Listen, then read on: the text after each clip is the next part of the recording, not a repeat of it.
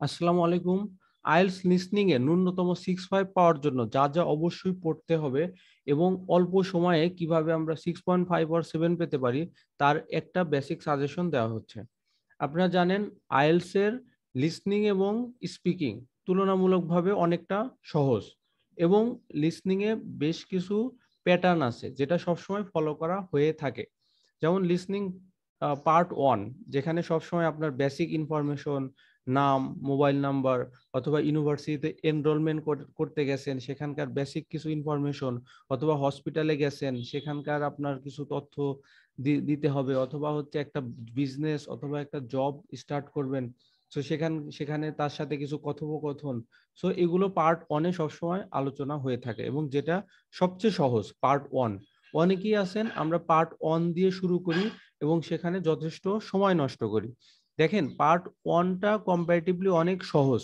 So যেটা বেশি কঠিন, যেমন পার্ট 3 বা পার্ট 4, পার্ট 4-এ হচ্ছে একটা ইউনিভার্সিটির টিচার বা একজন লেকচারার তিনি একটা স্পিচ দিয়ে থাকেন নর্মালি, এবং সেটা আপনাকে শুনে সেখান থেকে কিছু প্রশ্ন হয়ে থাকে এবং সেগুলো আপনাকে আনসার করতে হবে, যেটা কম্পারেটিভলি একটু হার্ডার হয়। আপনি চিন্তা করে দেখেন, আপনি ইউটিউবে যদি কখনো দেখেন হার্ভার্ড ইউনিভার্সিটি অথবা বাইরের দেশের কোনো ইউনিভার্সিটির ইংলিশ লেকচার, সে তো হচ্ছে অনেক ইজি করে বা মানে আধো আধো ইংলিশে বলবে না, নিশ্চয়ই ফ্লুয়েন্টলি, স্মার্টলি, অ্যাডভান্সড ওয়েতে ইংলিশ বলবে। সো লিসনিং এর উদ্দেশ্যই এটা, যেন আপনি শুনে বুঝতে পারেন। সো এজন্যই আপনাকে ওইভাবে প্রিপেয়ার্ড করা হয়ে থাকে।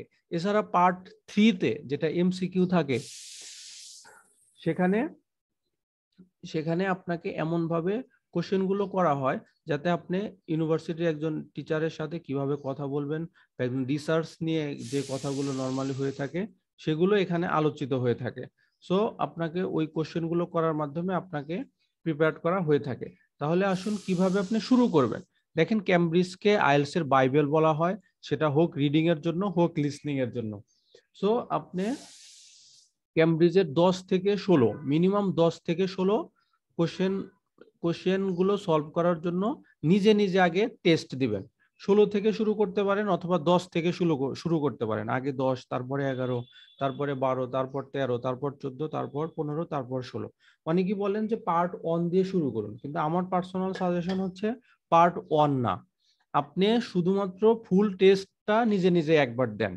ফুল টেস্ট মানে হচ্ছে পার্ট 1, পার্ট 2, পার্ট 3, পার্ট 4, ওখানে যতগুলো 40টা কোশ্চেন থাকে, যে টাইমে দেওয়া আছে সেই টাইমেই আপনি কমপ্লিট করার চেষ্টা করুন।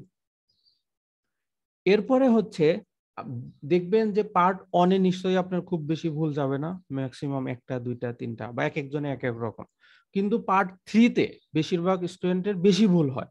সো আপনি পার্ট 1টা অতটুকুই প্র্যাকটিস করবেন যতটুকু টেস্টের সময় আপনি পরীক্ষা দিবেন, নিজে নিজে সেলফ টেস্ট যখন দিবেন, এবং যেগুলো ভুল হবে এগুলো আপনি বেশি মনোযোগ দেন যে এগুলো কেন ভুল হলো, পরবর্তীতে যেন এরকম ভুল আর না হয়। চেষ্টা করবেন পার্ট 1-এর জন্য এর চেয়ে বেশি ইফোর্ট আর না দেওয়ার। আপনি আপনার এই সময়টা, আপনার এই পরিশ্রমটা, আপনার এই চর্চাটা বা আপনার এই মেধাটা আপনি বেশি সময় দেন পার্ট 3-তে, যেটা বেশি কঠিন।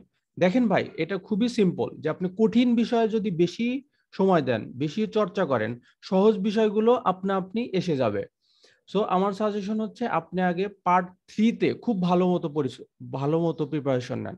পার্ট 3, সেই আনসারটা কোন প্যারাফ্রেজের মাধ্যমে আসলো, কোন সিনোনিমের মাধ্যমে আসলো, আপনার আনসারটা কেন হলো না, এইভাবে বুঝে বুঝে সেই এক একটা কোশ্চেনের 14 গোষ্ঠী উদ্ধার করে সারেন।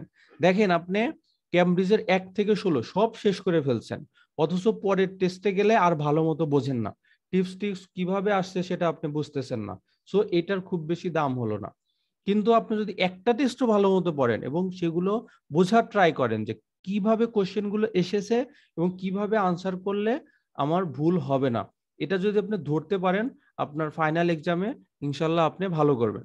তাহলে আপনি বেশি সময়টা কোথায় দিবেন, পার্ট 3-তে, অথবা আপনার 40টা কোশ্চেনের মধ্যে যে কোশ্চেনটা ভুল হয়েছে সেগুলোতে আপনি বেশি সময় দেন। কোনোটাতে যদি দেখেন যে 10টার মধ্যে হঠাৎ করেই আপনার 8-9টা ভুল হয়ে গেছে, তাহলে পুরো ওই পার্টটা আপনি কয়েকবার শোনেন, 5 বার, 7 বার, 11 বার, 15 বার, দরকার হলে খাতায় লিখে রাখেন যে 1 2 3 4 5 6 7 8 9 10 11 এইভাবে লিখে রাখেন। লিখে রেখে একবার শুনবেন, এক কেটে দিবেন।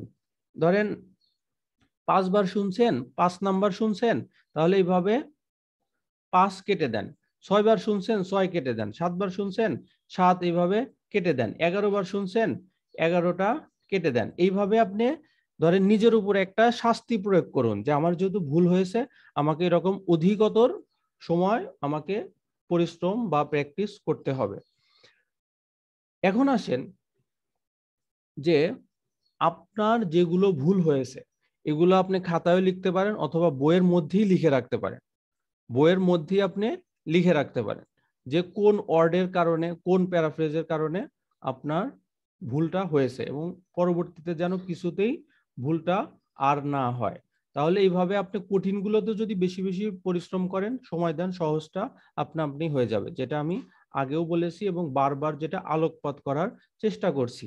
এখন আসেন, অনেকেই আছেন যে ভাই আমার তো লিসনিং হ্যাবিট নাই বা লিসনিং আমি বুঝতে পারি না, তাহলে আমি হচ্ছে কি মুভি দেখবো বা হচ্ছে গান শুনবো, ইংলিশ সং শুনবো বা হচ্ছে কি করব আমি? আমার সাজেশন হচ্ছে ভাই, অল্প সময়ে মুভি সং এগুলো আপনার কোনো কাজে দিবে না, বরং টাইম ওয়েস্ট। হ্যাঁ, যারা ছোটবেলা থেকে ইংলিশ মিডিয়ামে পড়াশোনা করেন বা ছোটবেলা থেকে মুভি দেখে আসতেছেন, সাবটাইটেল দেখে আসতেছেন, তাদের জন্য অবশ্যই কিছুটা হেল্পফুল হতে পারে। বাট এছাড়া আপনি স্বল্প সময়ের জন্য সরি স্বল্প সময়ের জন্য মুভি সং সিরিজ এগুলো দেখবেন না। তাহলে আপনি কি করবেন? আপনি স্বল্প সময়ের জন্য দ্রুত উন্নত মানে ডেভেলপ করার জন্য আপনার ক্যামব্রিজের লিসনিং গুলোই আপনি শুনুন, পার্ট 3 এর লিসনিং গুলোই আপনি শুনুন। শুধুমাত্র পার্ট 3 এর লিসনিংটা মাঝে মাঝে কোনো প্রকার প্রশ্ন দেখা ছাড়া, বই দেখা ছাড়া কানে হেডফোন লাগিয়ে শুনুন যে উনি কি কথা বলতেছেন। নিশ্চয়ই আপনি দেখবেন যে 10 মিনিটের একটা ইংলিশ লেকচার শুনতে গেলে 2-4 মিনিট পর আপনার আর কনসেন্ট্রেশনটা থাকবে না। এটা খুবই স্বাভাবিক, খুবই স্বাভাবিক যে কনসেন্ট্রেশনটা থাকবে না। যখনই আপনি কনসেন্ট্রেশনটা ব্রেক করে ফেলবেন, আপনি আবার পুনরায় শুরু করুন। এটাকে নিজেকে একটু ফোর্স করুন যে হ্যাঁ আমি তো কনসেন্ট্রেশন ব্রেক করেছি, তাহলে আমাকে আবার শুরু করতে হবে। আপনি আবার শুরু থেকে অডিওটা অডিওটা শুনতে থাকুন। এবার দেখবেন যে 2-4 মিনিটের জায়গায় আপনার কনসেন্ট্রেশনের ব্রেক হবে না, নিশ্চয় একটু বাড়বে। 5-6 মিনিটের জায়গায় যে আবার কনসেন্ট্রেশন ব্রেক হতে পারে। সো কনসেন্ট্রেশনটা যদি ব্রেক হয়, তো আপনি আবার পুনরায় শুরু করুন, অডিওটা পুনরায় শোনা শুরু করুন। তাহলে দেখবেন কনসেন্ট্রেশনটা এইভাবে এইভাবে আস্তে আস্তে বাড়বে। ভাই আপনি কিভাবে চিন্তা করেন যে বাসায় আপনি কোনোদিন 5 মিনিট লিসনিং এ কনসেন্ট্রেট করতে পারলেন না একটা কিছু শোনার ক্ষেত্রে, ফাইনাল পরীক্ষায় কিভাবে আপনি আধা ঘন্টা ফুল কনসেন্ট্রেট করবেন একেবারে?